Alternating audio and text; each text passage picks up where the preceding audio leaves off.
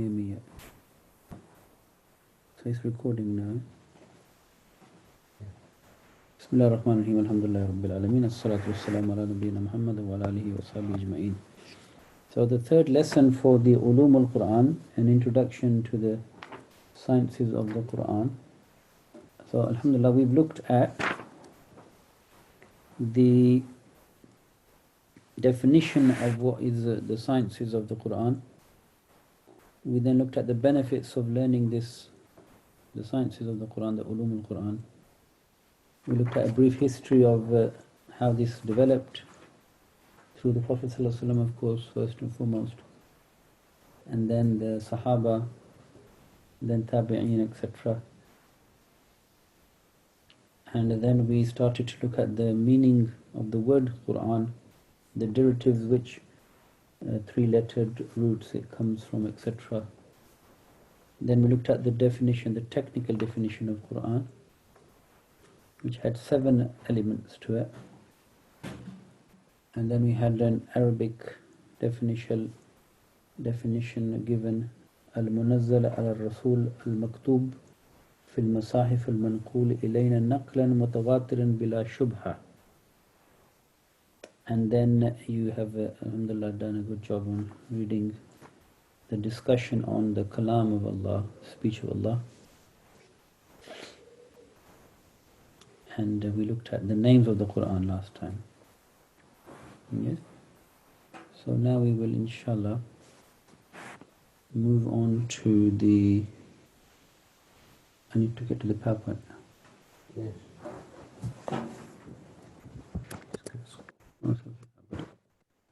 That's fine. Can they see it? You You have it here? Good. So, if we look at... no problem, you can see this one. I'll turn it around. Just play this.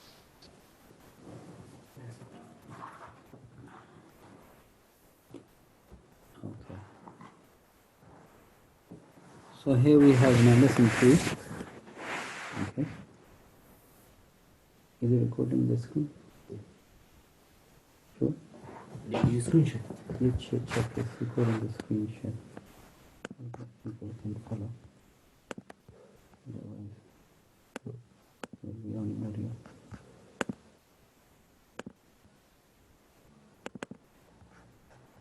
Yes. Good. So good. So we want to now start to look at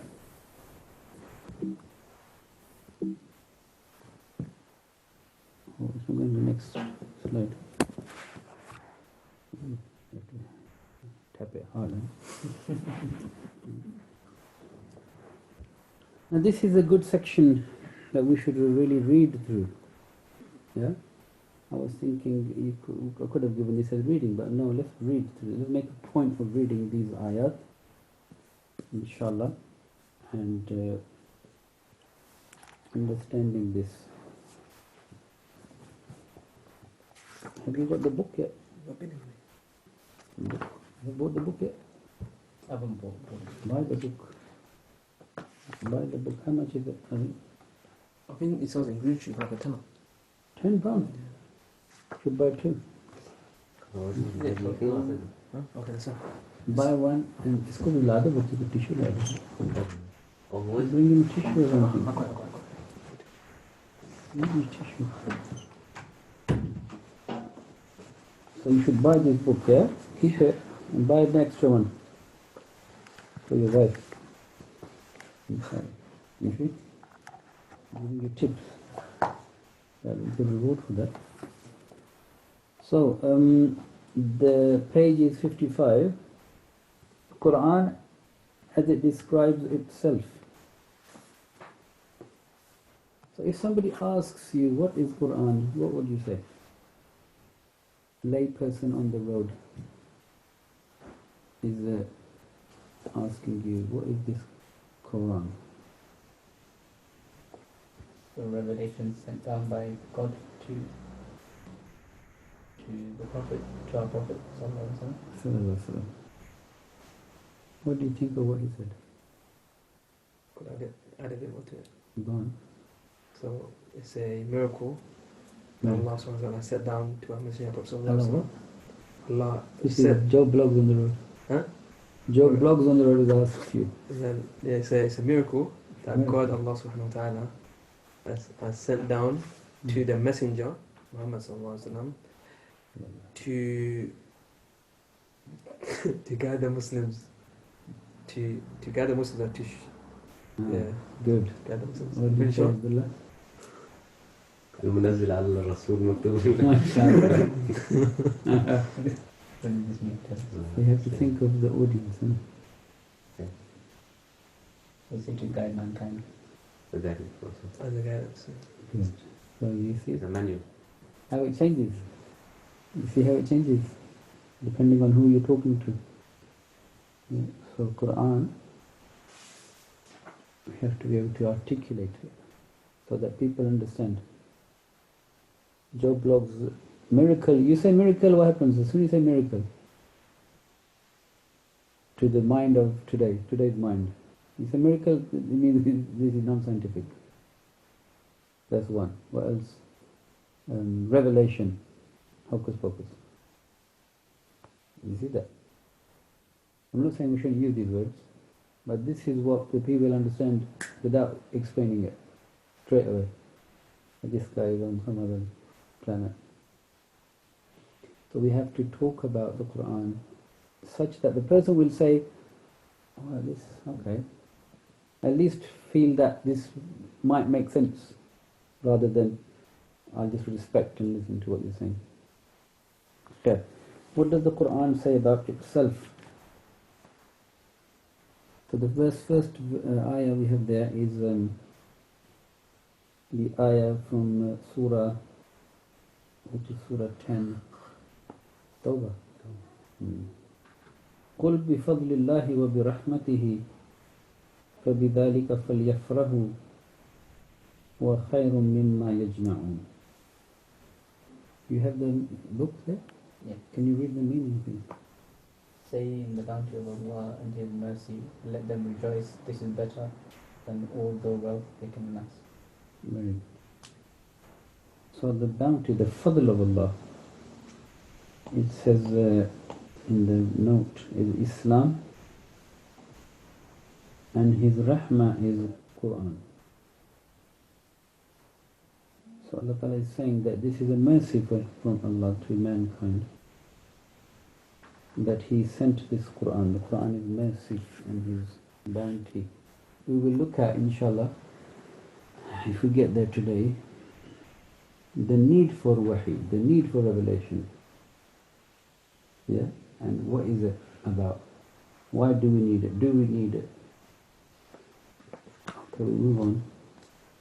The next ayah in Surah An-Nisa, this is ayah 174, and the title is Convincing Proof. So can you read the ayah, Abdullah? You have got the book? You don't have the book. Oh, you read the ayah. It's a bit unclear on the, but Okay. I'll read the Arabic, you read the English. يا أيها الناس قد جاءكم برهان من ربكم وأنزلنا إليكم نورا مبينا. so it says that all mankind, verily we have come to you a convincing proof from your Lord, and we have sent down to you a manifest light. So the Quran is Burhan. Burhan, that which is self-evident. Yes, it will be clear. And the other attribute given here is Nuram Mubina. A very clear, bright light, easily distinguishable, without any doubt, for a person to see this is light. Yeah? What does it mean by light? It means guidance. It is the means through which you find your way, isn't it, light? The Quran is the means through which we seek, we find and we see the guidance. Sirat al-Mustaqim. Clear path, very clear, distinct, not problematic at all. Okay, next ayah. Can you read? Can you see it clearly? Yeah. Bismillah. يا أيها الناس قد جاءتكم موعظة من ربكم وشفاء لما في الصدور وهدى ورحمة للمؤمنين. Very good. Can you read the meaning? O mankind, there has come to you a good advice from your Lord, and a healing for the sickness of the heart, a guidance and mercy for the believers. Mau'idha. Mau'idha is translated as good advice. Because we need advice. Human beings, we are in constant need of advice and guidance and reassurance and direction. And it is shifa, lima fi sudur. It is the shifa, treatment, healing, the cure for all types of sicknesses in the heart, in the breast. The greatest is shirk. The worst sickness is shirk, which is injustice. Inna shirka la zulmun azim. Shirk. And which are the sicknesses in the heart?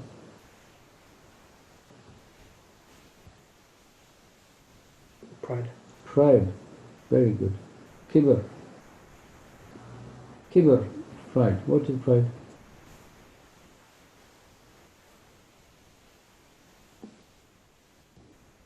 You should write this, very important. The Prophet ﷺ explained pride to us. The Sahaba, they asked the Prophet ﷺ regarding the pride, and they were very concerned, because pride is that thing that stops a person from entering Jannah. So they would be concerned. They would say that if we feel good about our dress and how we look, so is this pride? So the Prophet ﷺ, he said that pride is two things. One, it is ghamtun nas. Ghamt, ghain, mim, ta. Ghamtun nas. And in another narration, it is ghamsun nas, with a sad, with a ta. Ghamtun nas, ghamsun nas. Ghamsun nas means to look down on somebody. You have to say, who are you? You are nothing. Superiority and inferiority. Class system. Upper class, middle class, lower class. Third world countries. You hear all these terms? These are all kantunas. All pride. Because you think somebody or some people are better than others, just because of their financial or their monetary gathering or whatever they have, GDP. Yeah? And this is, we use these phrases, especially in charitable events. Those very unfortunate people. You hear this? The very unfortunate people who are poor. So you should think about these terms. What does it mean? It means that if you have wealth, you are fortunate. If you don't have wealth, you are unfortunate. The criteria of being fortunate or not is money, wealth, material. You don't know. This person may be more fortunate than you in the eyes of Allah. You don't know that. You see that? So ghamtun nas, and the second aspect of kibr is batrul haq. Batarul haq. Batarul haq. It's in Surah Ya An-Nas. Tawbah? لا تبطلوا صلاة No, batrul haq. بطروا رئاء الناس. Al-Fal. What's the ayah? الذين يخرجون الذين يخرجون لا بطر الناس. بطروا رئاء الناس ويصدون عن سبيل الله. Yeah, this when the Quraysh الذين خرجوا من ديارهم وضربوا Yeah, when the Quraysh, they were coming to Badr, yeah, so Allah Ta'ala, He explained this to us, Badr, in Surah Al-Anfal. They thought they're so high that we will defeat these Muslims today, that's it, finish. This will be the Yawm al-Furqan. Badr al-Haq, to reject the truth, even though you know this is right. So you are talking to somebody and if somebody says this and you know it's right, but you will you think you'll be embarrassed if you say you accept it and you would be defeated. Yeah? You feel that, oh, I would feel defeated now. This person will win the argument. But you say, no. This is Batr al-Haq. This is Kibr. So, Shifa'ul lima fi sudur, Quran came to remove all these ailments, diseases,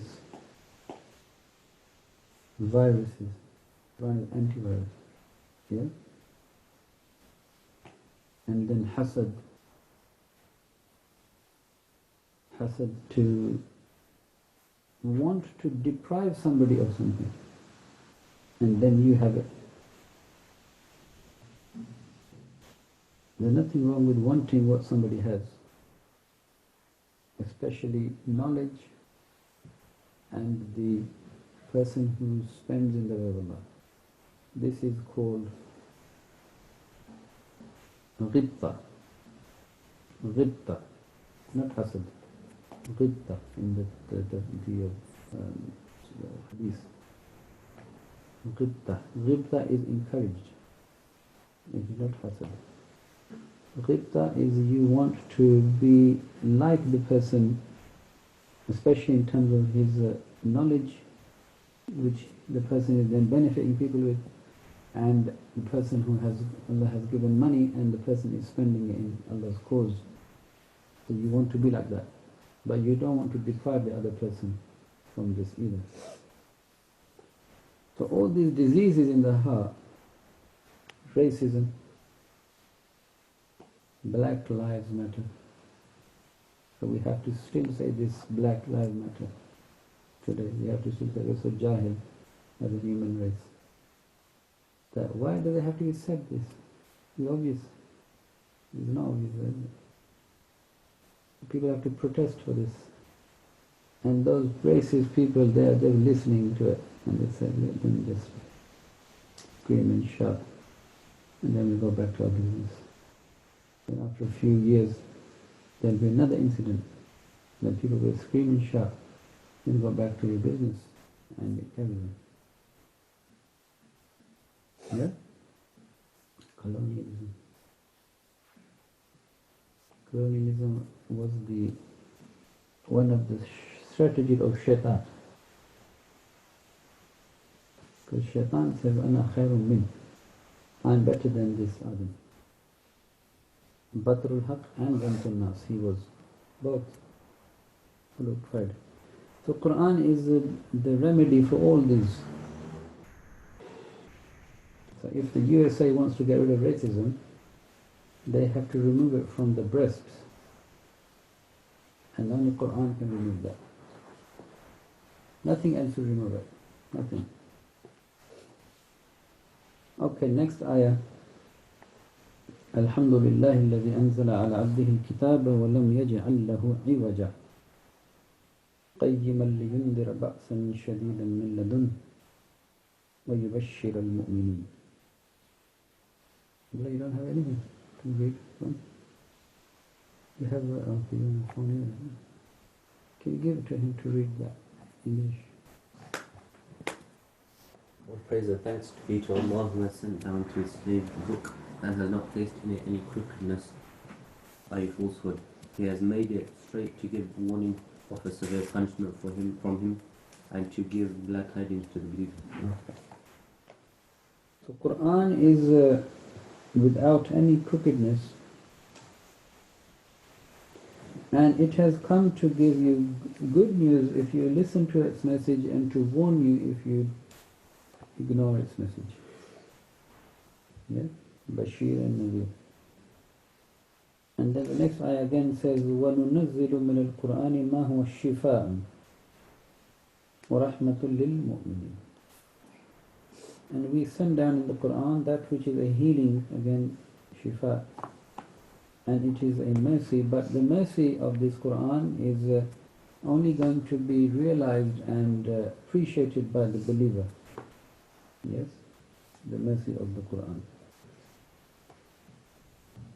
Next ayah, Allahu nazzala ahsan al-hadithi kitaban mutashabihan masani. Can you read that one? The meaning for that one? Which one? 39:22. Allahu nazzala ahsan al-hadithi kitaban Okay, mutashabihan. Allah has sent down the best of statements, a book, its parts resembling each other in goodness and truth. Of repeated. Ahsan al-hadith. Ahsan al-hadith, this is I think Surah Zumar. So in Surah Zumar you will find Allah Ta'ala, He mentioned that the best people are the people who they listen and then they follow the best of what they listen to, which is Al-Quran. Ahsan al-kalam, Ahsan al-hadith. Hadith here means the speech, you can say, yeah? That Allah He has sent. It is the best guidance, best. Quran is the best speech, because it is the speech of Allah, we have studied already. And mutashabihan means that the ayat, you look at one ayah and then you will find another ayah that would be similar but He would add meaning to it. Yeah? Because Quran, when we understand the Quran, this is the system that Allah Ta'ala He has chosen for us. The beautiful preservation of the Quran. We first and foremost understand the Quran within Quran. You take one ayah of Quran, and then you look at the whole Quran, what else is said about this subject. Yeah? So then you understand, okay, this is the whole Quran is saying. Then you go to what did Muhammad ﷺ say about this, then what did the Sahaba understand, then what did the Tabi'een understand, what did the Tabi'een understand, what does it mean in Arabic language. But you go through this and it becomes very clear, the meaning becomes very clear. So this kitab, mutashabihan, the ayat, they will explain each other and you will see their similarity. In Mathani, you will find that the subject matter is repeated many times in the Quran. Adam alayhi salam story, how many times is repeated?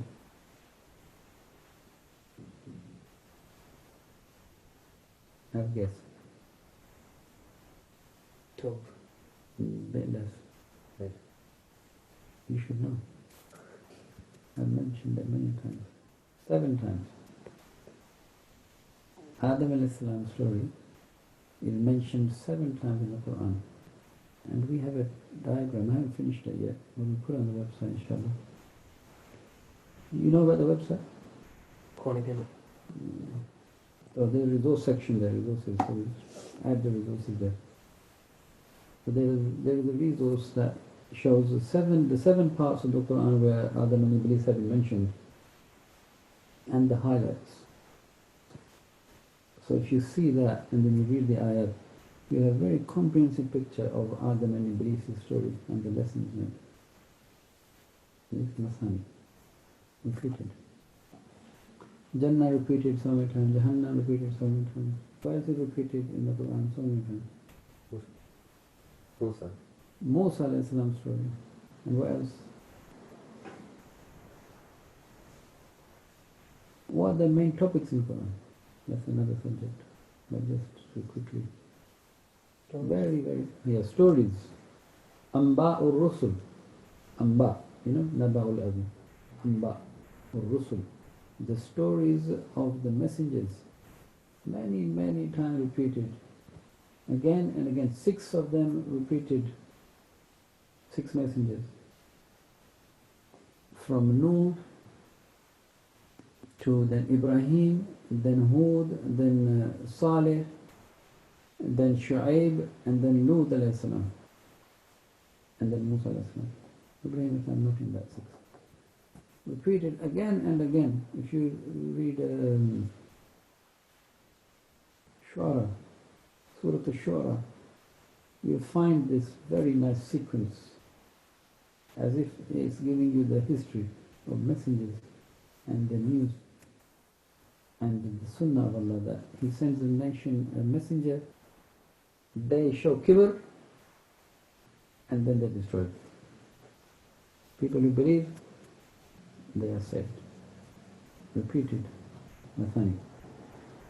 So what else is in the Quran? Just very overview. Stories. Bounties of Allah. What are the- That Allah describes Himself so many times in the Quran, probably in every page. Okay, very good. So Allah Ta'ala, He Himself, He tells us who is He. Asma wa Sifat of Allah. Yeah, very good. To be close to Allah, to know who is Allah. What else?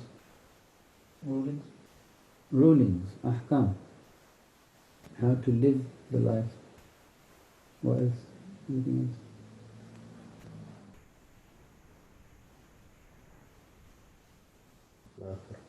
Akhirah. Very good. Akhirah.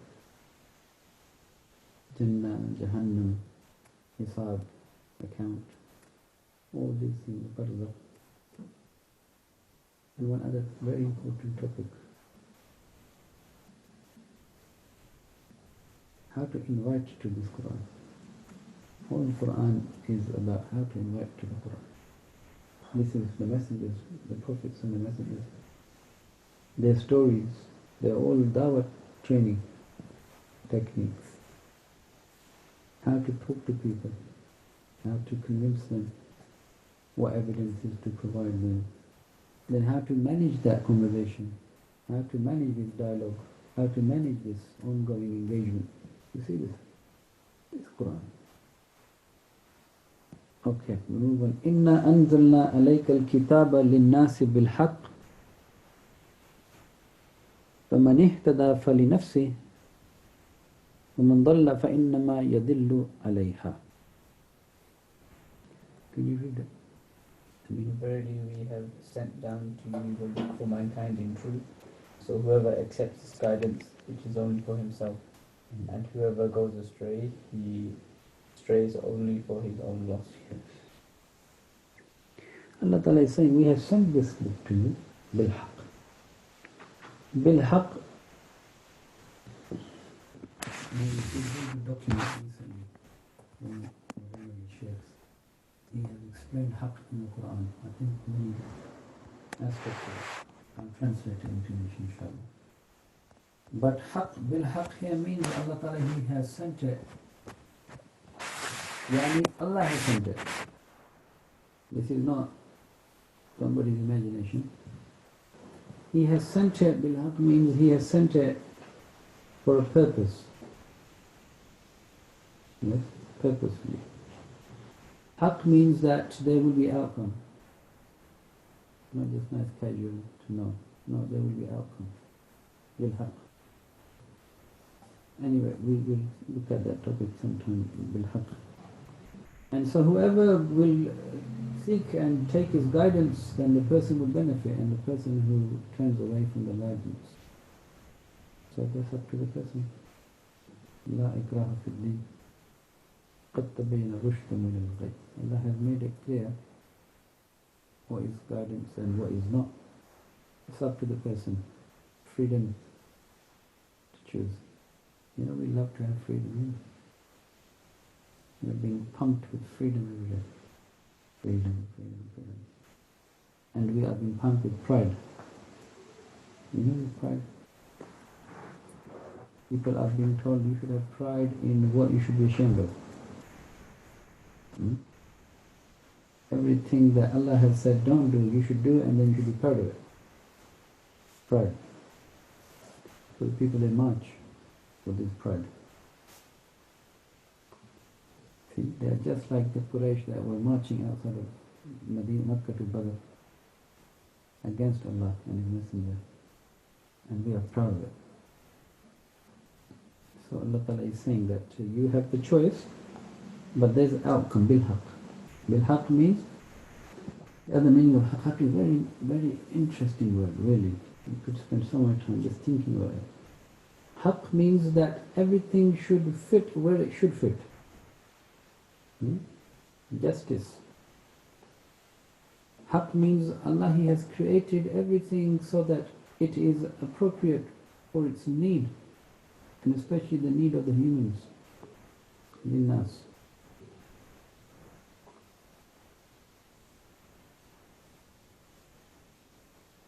Haq is, linguistically, is the door hinge. What is that? Door hinge. The door hinge is that the door, this door has a part of the hinge is on the door, the other part is on the door frame. Yeah? So when these two come together, so they come together, yeah? The door hinge and the hinge on the frame, they come together, yeah? So they have to be compatible, isn't it? Otherwise it won't fit. And then they should be able to function together to fulfill a purpose. This is haq, linguistically. But haq also means justice, meaning you should get what you should get, what you deserve. Anyway, we'll look at that inshallah. So this Quran is haq.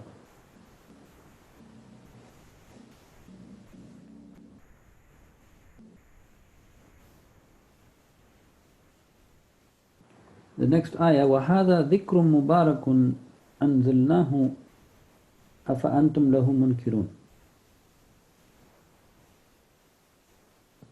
You can read the meaning. And this is the blessed reminder which we have sent down. Will you then dare to deny it? ذِكْرٌ مُبَارَكٌ. ذِكْرٌ مُبَارَكٌ. You should read, you should study Arabic grammar. Yeah? Make it your priority. Okay? You must learn Arabic grammar. Otherwise, really the translation doesn't touch the heart at all. Blessed reminder. It doesn't really do much. So understand the Arabic, inshallah, learn Arabic. Dhikru Mubarakun. Dhikru Mubarakun is that reminder that will allow you to reach your full potential. Mubarak. Mubarak, Barakah is that agent that brings out the best in you. Mubarak. Ma'an Mubarak. The blessed water, when it falls on the earth, it acts as an agent to bring out the nourishment that is already in the earth, isn't it? You see? It acts as the agent. Or catalyst, maybe the right word. Mubarak. So Mubarak and Barakah is khair, which is kathir, a lot, and bid-dawam, and it is endless. Khair. Goodness, which is abundant and unlimited and goes on forever, indefinite. Many people, they want indefinite stay in the UK. You can't have indefinite stay in the UK, because you have to die. There's no such thing as indefinite stay. So, Dhikru Mubarakun, this Quran, it will remind you and it will bring out the best in you. It will cultivate you to be the best you can potentially be. This is Dhikru Mubarakun. And will you still turn away from it? Munkirun is a very key word here. Munkirun is, if you study Arabic, inshallah, you will come across Ism Nakira and Ism Marifa. So, anyway, it doesn't matter what that means for now. But Nakira means that you are unable to recognize something that you know. You see that? Have you ever been ill where you lose your taste? Have you ever experienced that? Or you lose your sense of smell? So your mom cooks the best biryani or the best chicken that you smell, but now you can't smell it today, yeah? But you can see it. Yes? So this is nakira. You cannot appreciate and recognize this for what it really is. Although you had the capacity and the potential to, and the ability. But you turned away from it. So Allah Ta'ala is saying, don't turn away from that. Because if you do that, you will deprive yourself. Now, how you can understand it from the English? You can't, is it? You see? You have to learn the Arabic, and inshallah it will give you the depth of meaning. Anyway, moving on. وَكَذَلِكَ أَوْحَيْنَا إِلَيْكَ رُوحًا مِّنْ أَمْرِنَا. And thus we have sent down to you the ruh, it says an inspiration, which is the Quran. مِّنْ أَمْرِنَا, from our command. مَا كُنْتَ تَدْرِي مَا الْكِتَابُ وَلَا الْإِيمَانُ. Allah Ta'ala is saying to the Prophet ﷺ, you did not know what is the book, the Quran, and you did not know what is the detailed Iman. To the Prophet ﷺ. Allah Ta'ala is saying, you were unaware of this Quran, and you did not know the real Iman, what it is, meaning the details of Iman. You have potential Iman in your fitrah. وَلَكِنْ جَعَلْنَاهُ نُورًا نَهْدِي بِهِ مَنْ نَشَاءُ. But we have made this Quran a light, and it will guide whoever wants to be guided. You know, when you read that Allah guides whom He wills, many people, they object to this. They say that, well, then there's no choice. If Allah guides you, fine. If He doesn't, then it's not your choice, is it? It's not your fault. So how did you explain that? Because it's not up to me, it's up to Allah. He didn't guide me, so I can't be guided. So how do you understand this? Non-Muslim says to you, you give him a nice lecture on Islam, and then he says, Allah didn't guide me, so you can it. Because Quran says Allah guides whom He wills, and He leads astray whom He wills. So how do you explain this to this non-Muslim? You have to have some explanation. You can't just say sorry, goodbye, good day. Eh? What is this? What is this? You have Islamic Awareness Week. So you have Islamic Awareness Week, and the non-Muslim asks you, and you say sorry, unaware. I'm unaware of this Islamic awareness. Eh? Abdullah, how you will explain this? Is that in Islam, to be chosen by Allah, you have to be worthy of being chosen. But if they are not worthy. Like you have to go through your actions. Yeah. So don't use these words in Islam, because you are constructing barrier. You see? Before somebody said it is guidance for Muslims, so you excluded everybody else automatically without even saying anything. So the message should be comprehensive and all-encompassing, because this is basairu linnas, you will see in the next ayah. For every human being, this message has been sent. Every human being. And we have to, through Quran, because you know this is subconsciously we are racist sometimes, or we are us and them. We are us, they are them. Yes, subconsciously. Yes, we should know there is kufr and there is iman, yes. And that's the only differentiation between any human being. Allah Ta'ala, He mentions Surah Tahrim, Surah Yamin.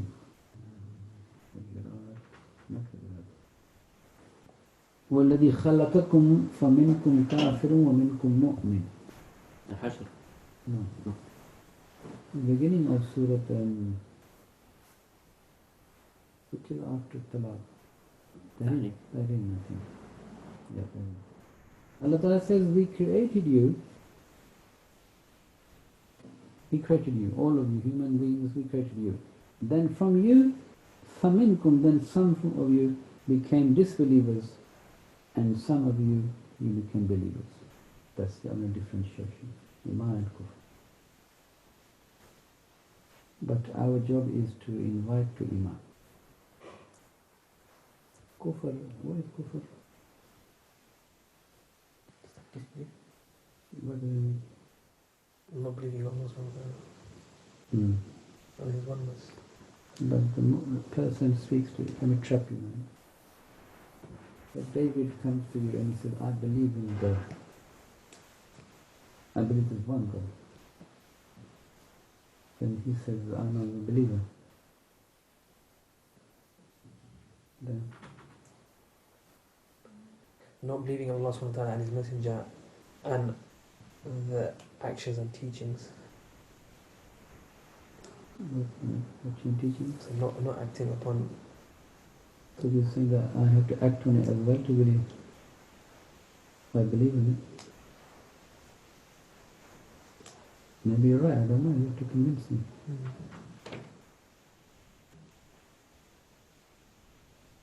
But what is belief and what is disbelief?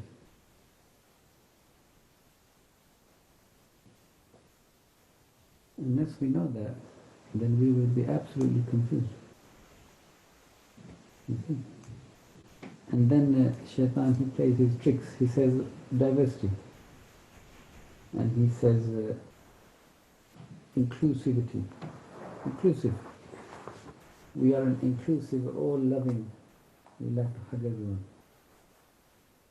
So as long as you are a good person, don't worry about this belief business.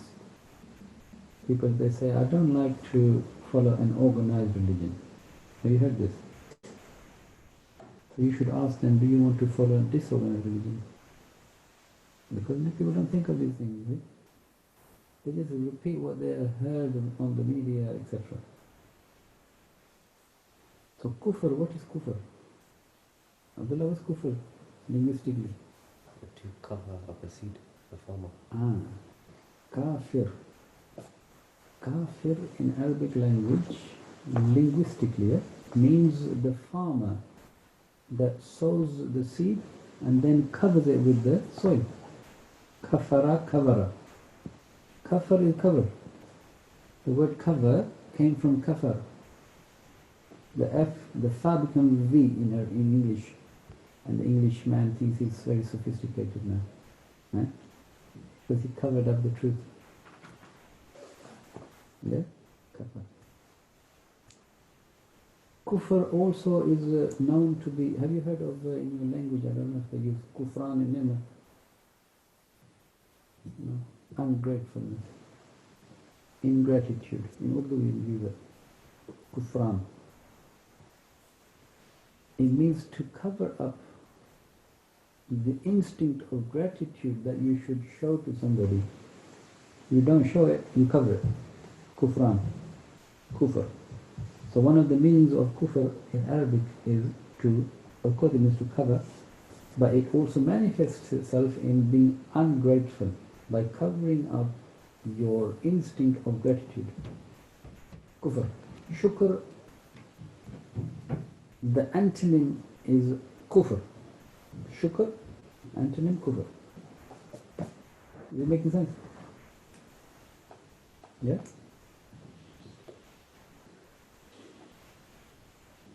So there's an ayah in Surah Nisa, I think.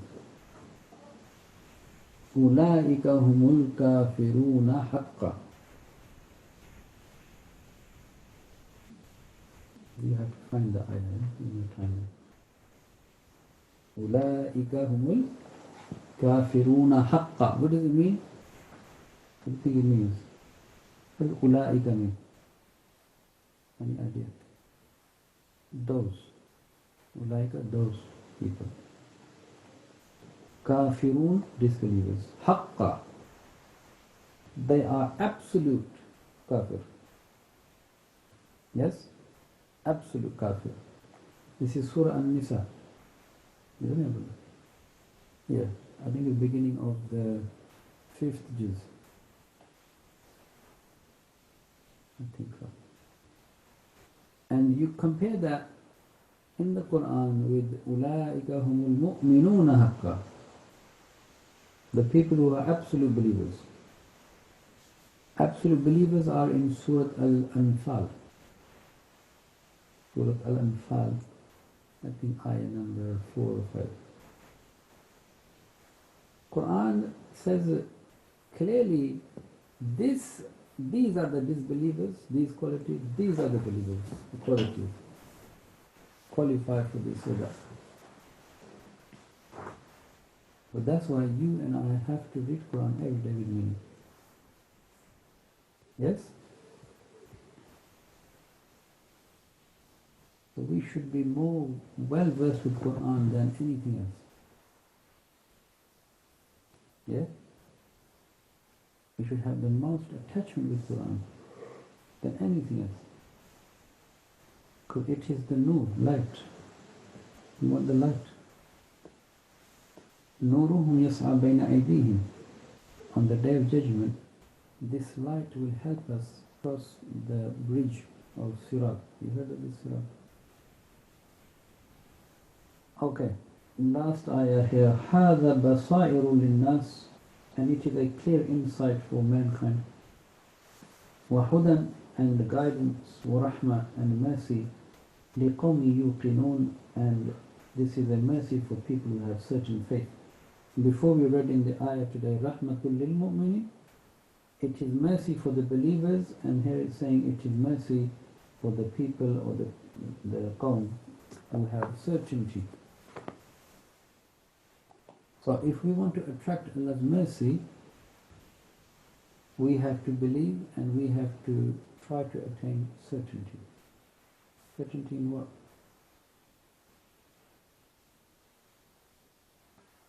What do you think? Certainty of what? What should we be certain about? Our faith. Faith. Okay. Yeah. What is faith? Believe in Allah. Very good. Very good. Make a note of this, is right. Iman is to believe in Allah. Amantu billahi kama huwa. You remember it? Maybe you learned it in madrasa or masjid. Amantu billahi kama huwa. Did you learn the meaning? Did they teach the meaning in the madrasa? No, they didn't. This is the mudarris's guilt. The mudarris is guilty for not teaching the meaning. Yeah. But we can't make these mistakes here. When you teach your children, teach them the meaning of everything. Otherwise you're just creating parrots who don't know what you're saying. Amantu billahi kama huwa. We believe in Allah as He is. Bi asma'ihi. We believe in Him as He is, as He has told us through His names, wa sifatihi, and His attributes. وَقَبِلْتُ جَمِيعَ أَحْكَامِهِ, and we accept and we surrender to all His commands. إِقْرَارٌ بِاللِّسَانِ وَتَصْدِيقٌ بِالْقَلْبِ, we testify with the tongue and we testify with the heart. That Allah, we believe in Allah as He is, as He has told us in the Quran and in whatever said by Muhammad sallallahu alaihi wasallam. This is the first aspect of Iman. Second aspect is what?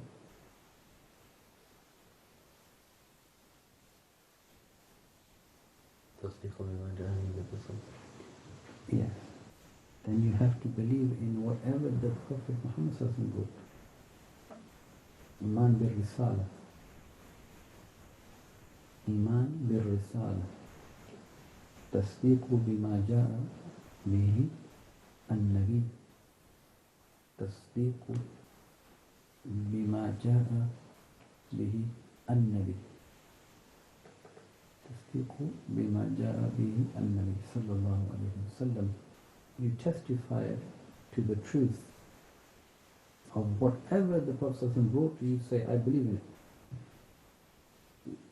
The Iman.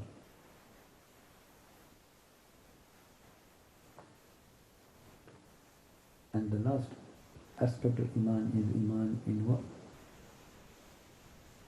We have talked about Iman in Allah, Iman in His messengerhood, or the messengers and the Prophet ﷺ, and one more aspect of Iman. Akhirah. Hereafter. These are Imaniyat, three aspects of Iman. Iman in the hereafter. Ba'th ba'd al-maut. You know the famous hadith Jibreel, in which Jibreel Islam, he came as a person and he asked him certain questions, and then when he asked him about Iman, he said, Iman in Allah, in the messengers, in the angels, malaikatihi wa kutubihi wa rusulihi wal yawmil akhir, the last day, wal qadri khayrihi wa sharrihi, the qadr, Allah Ta'ala's ability and knowledge of everything, and His qadr, predestination, good or bad, from Allah, wa ba'th ba'd al-maut, and resurrection after your death. This is Iman in detail. So Iman, yuqinun, we have to have yaqeen in this, not just blind faith. Yaqeen. How do we attain yaqeen? Knowledge. Very good. Seeking knowledge of economics. Which knowledge? Quran. Quran. Ilm, knowledge, is of two types. Al-ilmu ilman. Two types of knowledge. There is ilmul adyan, the knowledge of the deen, and there is ilmul abdan, physical knowledge. Adyan and abdan. The knowledge of the deen, which is revealed knowledge. Wahi. We will come to the definition of wahi next time, I think.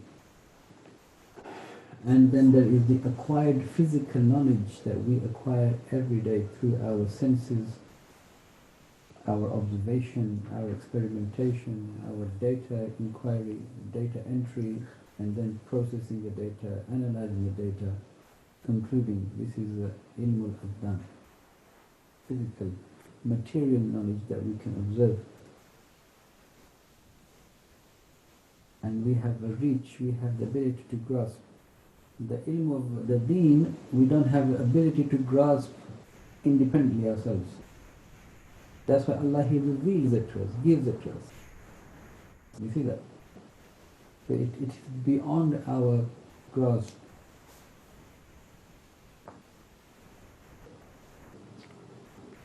Okay, I'm supposed to do the next section as well. Let's just read one or two of the very beautiful ahadith about the status of the Quran, and then maybe one or two about the rewards of reciting and practicing the Quran, to encourage us, inshallah. Any question about what we've covered? We have covered things I wasn't planning to cover, but it's good, because then we know for sure what we're talking about. You don't do hinges. If there's no door hinges before. Doors? Why not? There's no doors. How do you know doors? There's a inside curtain. No, but you always have doors. And you have gates. Abawaba Jahannam. There must be concept of gate and door, this is always there. Okay. The status of the Quran, let's pick some of the, because of the time. Yes, this hadith, second one narrated by Muslim, Sahih Muslim. Umar radiallahu anhu reported that the Prophet ﷺ said, indeed Allah He will raise or honor people in this world and in the hereafter by this book. We mentioned, I think, before, or not. And He will debase others by it, meaning when people, they will stick to the Quran, then Allah He will raise their rank in the dunya and akhirah. But when people abandon it, then Allah He will debase them in the dunya and in the akhirah. The next hadith, again by in Sahih Muslim, Abu Malik al-Ash'ari radiallahu anhu stated that the Prophet said, the Quran is either an evidence or proof for you or against you. Al-Quranu hujjatul laka aw alayk. Quran will be a proof for you or against you on the Day of Judgment. So on the Day of Judgment, Quran will come as a witness.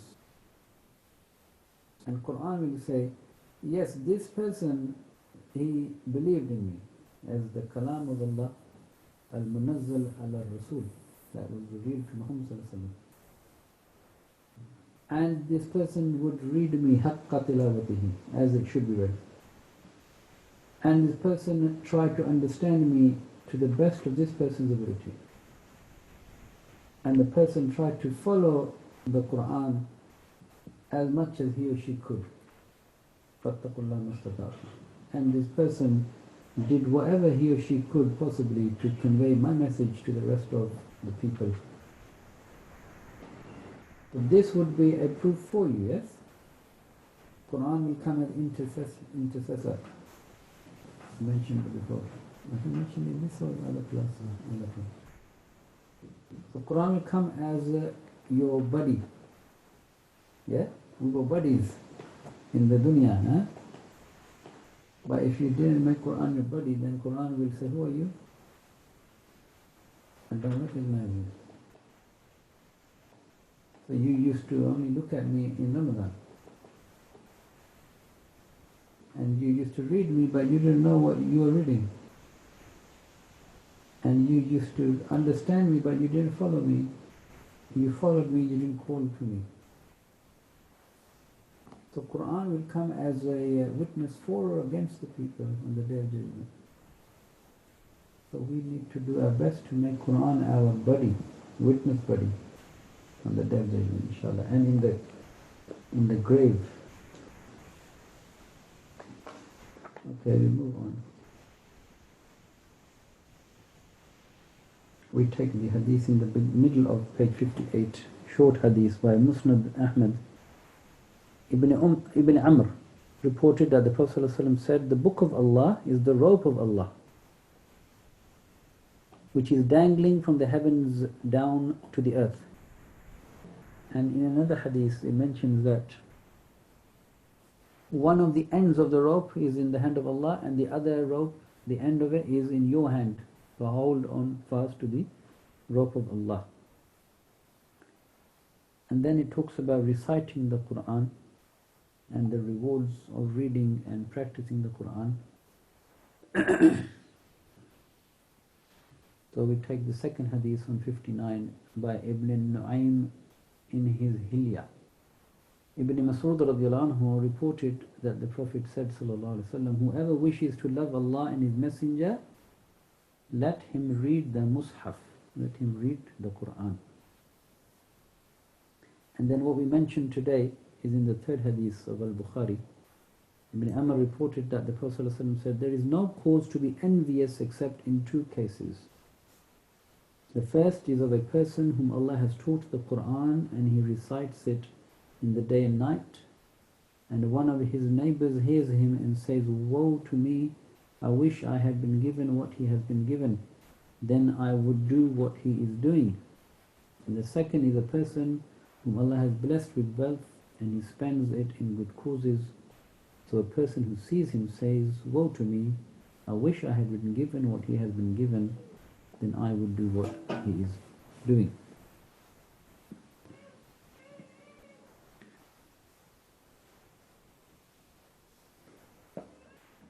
And then the last hadith on page 59, very beautiful hadith. This is recorded in Abu Dawood.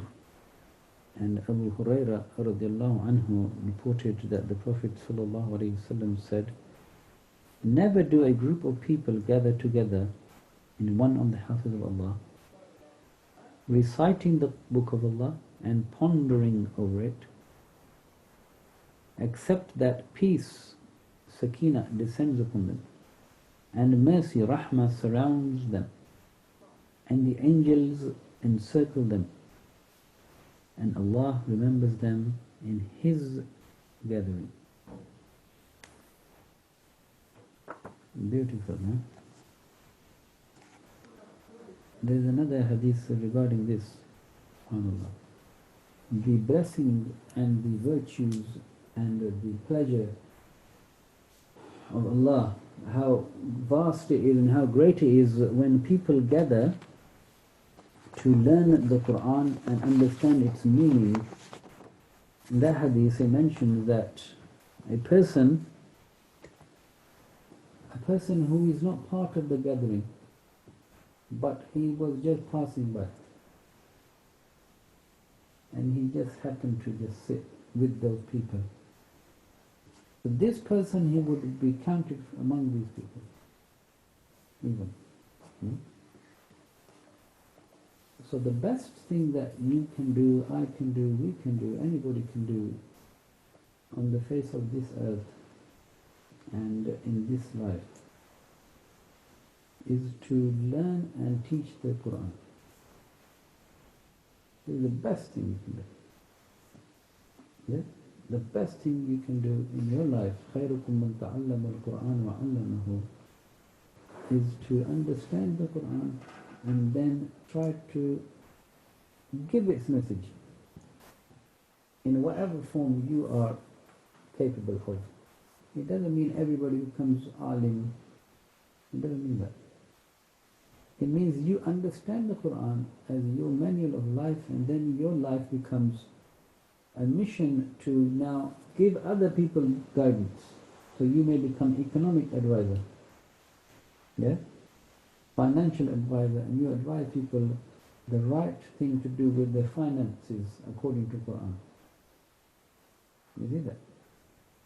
So you become the best people on this earth. So we should strive for that, inshallah. And every moment that we spend in learning about the Quran, this is the best time on this earth. We will look back, inshallah, and we will look back. You know, when you go on holiday, you have flashbacks. We went to Turkey, we have flashback of going on that boat trip we went to. Yeah? Some highlights. You know, it's so nice. I wish I could have that to eat again. Or do this again. Or you have some other flashbacks, I don't know. Something like so, we will look back to the dunya and say, you know, the time we sat together just for the Quran, that was the best time. Alhamdulillah. Inshallah. So we end that today, inshallah. We covered what I wanted to cover and a bit more, which is good. Alhamdulillah. So next time what we want to do, lesson 3 is on Wahy, yeah? Lesson 4 is. Chapter 3 is Wahy. And I think after chapter 3 we should have a test. After chapter 3, we can pause that. Chapter 3 will finish